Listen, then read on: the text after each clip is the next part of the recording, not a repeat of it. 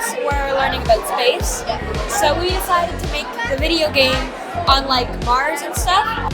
This is a OHS project, but my teacher, he had 3D printers. They weren't functional, but I fixed them for him, and then he just challenged me to make a humanoid nice. So I started out with just a tech class project, and I was trying to think of something that would interest me. So golf, I'm a big golfer, love it, do it all summer. Club face is a big thing when it comes to a swing, determining on how the ball is going to react. So when the club comes through, it hits the straw that's stuck out from a microbit and a B-board, and it sends a signal to the camera to actually take a photo. It's the arcade machine that I built, along with the game. You can move around the joystick here. Joysticks? And this is your attack or interact button. Tell me a bit about your rover. A little bit stressful. Probably setting up just the cloud in general. Yeah, that was difficult. This is electrical class, and it will display the voltage in a bar graph, and then colors, so like such as YGB, it will